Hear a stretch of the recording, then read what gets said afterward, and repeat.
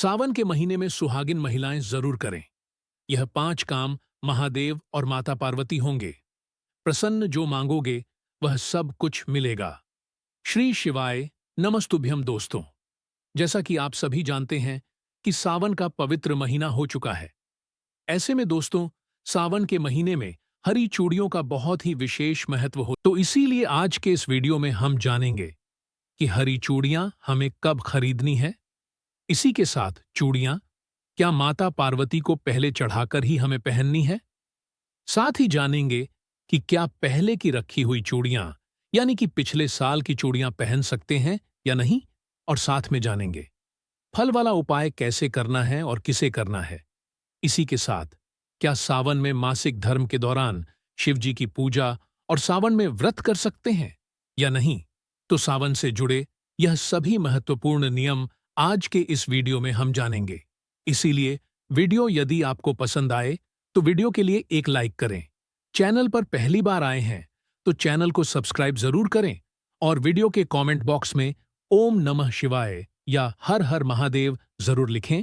तो दोस्तों, सावन का पावन और पवित्र महीना कल से शुरू हो रहा है। कब से? 11 जुलाई से, और समाप्त होगा 9 अगस्त को पूर्णिमा के साथ रक्षाबंधन के दिन। तो दोस्तों, सबसे पहले हम बात करते हैं हरी चूड़ियां कब खरीदनी चाहिए और किस दिन पहननी चाहिए।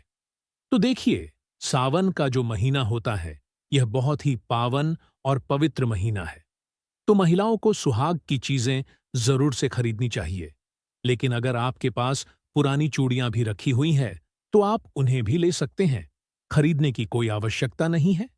लेकिन अगर खरीदना चाहते हैं तो कल से सावन शुरू हो रहा है। शुक्रवार का दिन है 11 तारीख को। तो इस दिन भी खरीदकर और माता गौरा को आप लोग यह हरी चूड़ियां चढ़ाकर यानी कि स्पर्श कराकर भी पहन सकते हैं। ठीक है, पुरानी चूड़ियां रखी हुई हैं तो सावन के पहले दिन 11 तारीख को पहन लीजिए। और मान लीजिए जिनको सोमवार के दिन माता गौरी को चढ़ानी है तो आप सोमवार के दिन भी माता गौरा को स्पर्श कराने के बाद पहन सकते हैं। इसी के साथ आप सावन में मंगलसूत्र भी खरीद सकते हैं। सिंदूर रखने का जो सिंदूरा होता है उसे भी आप खरीद सकते हैं। देखिए, सिंदूरा वैसे खरीदा नहीं जाता है, लेकिन आप सावन में सिंदूरा खरीदकर और उसे माता गौरा को स्पर्श करा के फिर पुनः इसमें आप अपने सिंदूर को डाल सकते हैं। तो चूड़ी आप लोग जैसे शुक्रवार को भी खरीद सकते हैं और आप लोग माता को चढ़ाकर वो पहनने वाली चूड़ी पहन सकते हैं, या सोमवार को भी आप लोग चढ़ाकर उस दिन से भी पहन सकते हैं। तो सबसे पहली चीज, हरी चूड़ी सभी माताओं बहनों को सावन में जरूर पहनना चाहिए। हरी के साथ हमें लाल भी पहननी है। ठीक है, आप लोग कांच की लाख की किसी भी तरह की चूड़ियां पहन सकते हैं। साथ में इन चूड़ियों के साथ में कांच की चूड़ियां जरूर लेनी है, क्योंकि हरा रंग शिव जी को प्रिय होता है। तो शिव जी के लिए हरा हो गया और माता के लिए लाल या पीली, दोनों में से कोई भी कलर आप लोग ले सकते हैं। अब दोस्तों, कई माताओं बहनों का यह सवाल भी रहता होगा कि क्या सावन में सिंदूर खरीद सकते हैं या नहीं। तो इसका जवाब है, आप सावन में सिंदूर खरीद सकते हैं। माता गौरा को चढ़ाकर अपने सिंदूर को सिंदूरा में भी रख सकते हैं। हर सोमवार के दिन कोशिश करें पैरों में महावर जरूर से लगाए। इसी के साथ सिंदूर बिंदी को माता को स्पर्श करके इन्हें भी आप खुद ही इस्तेमाल कर सकते हैं या रख सकते हैं। बहुत ही शुभ होता है। इसी के साथ कहीं महिलाओं का बहुत ही अधिक सवाल रहता है कि सावन में मासिक धर्म में हम कैसे पूजा करें। तो आपको बता दें कि मासिक धर्म में आप केवल व्रत रख सकती हैं। पूजा अपने घर में आपके पति हो या घर परिवार के कोई और भी सदस्य हैं तो उनसे आप लोग करवा सकते हैं। तो मासिक धर्म के दौरान शिव पूजा आपको नहीं करनी है। ध्यान रहे, मासिक धर्म के 7 दिन बाद ही आप पूजन कर सकते हैं। लेकिन मान लीजिए कि आपका सावन व्रत है, 6 दिन हो गए हैं, तो आप पूजन कर सकती हैं। तो जब आप मासिक धर्म के बाद पूरी तरह से शुद्ध हो जाए, उसके बाद में ही आपको शिव जी का पूजन करना है या देवी देवताओं का पूजन करना है। इसी के साथ कई माताओं बहनों का एक और प्रश्न रहता है कि रविवार को हम बाल धो लेंगे तो क्या हमें सावन सोमवार व्रत के दिन सिर्फ स्नान करना चाहिए।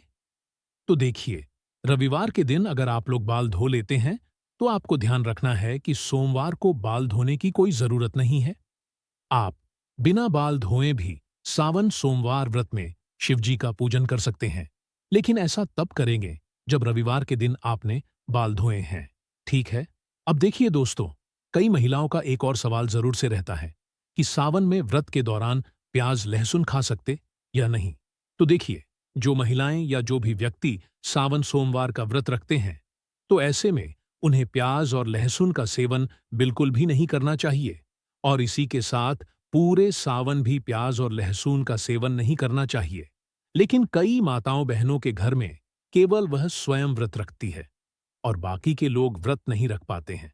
तो ऐसे में आप चाहें तो ऐसे में सावन में प्याज और लहसुन खा सकते हैं, लेकिन जिस भी दिन आपका व्रत रहे, मान लीजिए आपका सावन सोमवार ही रहे, तो आपको उसमें बिल्कुल भी प्याज और लहसुन नहीं खाना है।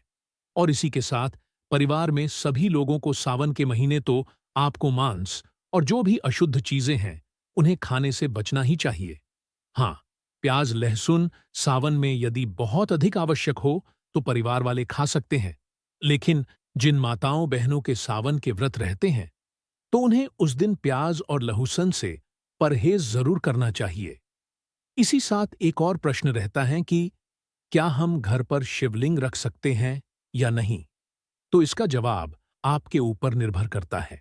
यानी कि यदि आपके घर परिवार में बड़े बुजुर्ग शिवलिंग रखते आए हैं, तो आपको भी अपने घर शिवलिंग जरूर से रखना चाहिए, क्योंकि शिवलिंग घर पर रखने के भी कुछ नियम होते हैं। जो लोग भी अपने घर शिवलिंग रखते हैं, तो उन्हें प्रतिदिन शिवलिंग का अभिषेक करना पड़ता है। तो अगर आपकी इच्छा हो रही है कि हम शिवलिंग रखेंगे, तो आप लोग रख सकते हैं, या मिट्टी से बनाकर प्रतिदिन गमले में रखकर पूजा भी कर सकते हैं। गमले में ही बना लीजिए और गमले में ही अभिषेक करके पूजा पाठ करके फिर उसी में विसर्जन भी कर सकते हैं। बहुत ही आसान है। अब दोस्तों, हम जानते हैं बहुत ही विशेष उपाय के बारे में। तो इस उपाय के लिए आपको भगवान शिव के शिवलिंग से एक फूल लेकर, एक पुष्प अपने सीधे हाथ में लेकर के आपको अपने मन में संकल्प ले लेना है कि आज से मैं यह फल छोड़ रही हूं या छोड़ रहा हूं। और हां, जिस भी फल को आप छोड़ने वाले हैं, उसे किसी को भी नहीं बताना है। बस आपको मन में सोच करके कि हे भोलेनाथ, इस दिन से मैं इस फल का त्याग करता हूं। हमारी इस मनोकामना को पूर्ण कीजिए। मैं 1 साल तक यह फल नहीं खाऊंगा या नहीं खाऊंगी। ठीक है? उसके बाद से आप लोग उस फूल को घर में भी लाकर रख सकते हैं या भगवान के ऊपर चढ़ा भी सकते हैं। दोनों कार्य कर सकते हैं। जो आपकी इच्छा है, आप लोग देख लीजिएगा। और लाकर रखने के बाद जिस फल को आपने छोड़ने की भगवान शिव के सामने प्रतिज्ञा ली थी, उस फल की न आपको चटनी खाना है, न ही उस फल को खाना है। ध्यान रखिएगा। अब कुछ लोग ऐसा भी करते हैं कि हम अंगूर छोड़ने वाले हैं, तो क्या हम किशमिश खा सकते हैं? तो आप दोनों ही नहीं खा सकते हैं, क्योंकि किशमिश भी तो शायद अंगूर का ही स्वरूप है, क्योंकि किशमिश भी अंगूर से ही बनता है। तो आप लोग नहीं खा सकते हैं।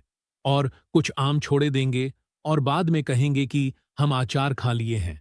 तो आपको ऐसा भी नहीं करना है। जो भी फल छोड़ने का आपने संकल्प लिया है, उसे आपको 1 साल तक नहीं खाना है। और ऐसा फल आपको छोड़ना है कि जो हम खाते हैं, ऐसा नहीं कि साल में थोड़े दिन आता हो और उसे ही हमने छोड़ दिया, तो भगवान भी नहीं सुनेंगे। भगवान भी परीक्षा लेते हैं कि कितना आपके अंदर त्याग है। ठीक है? तो आप लोगों को त्याग करना है, तो आपको संकल्प लेकर और उस दिन से उस फल का आप लोग त्याग कर दीजिएगा। क्योंकि जिस तरह से हमारे व्रत करने से भगवान हमसे प्रसन्न होते हैं और मनोकामना पूर्ण करते हैं, उसी तरह से यदि हम किसी फल का त्याग करके और मनोकामना मांगते हैं, तो निश्चित ही भगवान भी हमारी मनोकामना को पूर्ण जरूर से करते हैं। तो इस प्रकार से आपको संकल्प लेकर और उस दिन से उस फल का त्याग करना है। पूरी हो जाए तो भी, और नहीं पूरी हो तो भी आपको 1 साल तक उस फल को नहीं खाना है। 1 साल तक वेट करना है, और अगर पूरा हो जाता है तो चढ़ाकर खाएंगे, और नहीं भी पूरा होता है तो 1 साल के बाद ही आपको वह फल खाना है। और दोस्तों, आप सभी से एक छोटी सी रिक्वेस्ट है। अगर वीडियो पसंद आता है तो चैनल को पक्का सब्सक्राइब कर दीजिएगा और वीडियो को लाइक कर दीजिएगा, क्योंकि आपके एक छोटे से लाइक से हमें बहुत अधिक हिम्मत और प्रेरणा मिलती है, तो जरूर कीजिएगा, बिल्कुल मत भूलिएगा। अब एक और प्रश्न यह भी रहता है कि जैसे माता की पूजा हमें कैसे करनी है। तो देखिए, पार्वती जी की पूजा आप लोग चाहे तो सावन में साड़ी कपड़ा भी चढ़ाकर, जिनकी शादी नहीं हो रही है, और माता को चढ़ाकर आशीर्वाद के रूप में अपने विवाह का सोचकर रख सकते हैं। चूड़ी वगैरह भी रख सकते हैं। सुहागन महिलाएं भी चूड़ी वगैरह माता को चढ़ाकर, साड़ी और सूट वगैरह जो भी आप अपने पास रखी हैं, चढ़ाकर खुद इस्तेमाल भी कर सकते हैं। मंदिर में भी जाकर चढ़ा सकते हैं, घर में भी चढ़ा सकते हैं। जहां भी आपकी सहूलियत हो, वो देख लीजिएगा। और इस प्रकार से माता को हम सिंदूर वगैरह लगाकर पूजा पाठ करेंगे और अपने मन में भगवान से प्रार्थना करनी है, हे भगवान, जब तक जिए सुहागन रहें। सब महिलाओं की, तो मुझे लगता है अधिकतर महिलाओं की यही भगवान से प्रार्थना होती होगी। इस विधि से हमें बोलकर माता को प्रणाम करना है और माता की पूजा करेंगे। तो आशा है कि सभी बातें अभी आप लोगों के समझ में आ गई होगी। वीडियो जुड़ी जानकारी पसंद आई तो वीडियो को लाइक जरूर करें। धन्यवाद।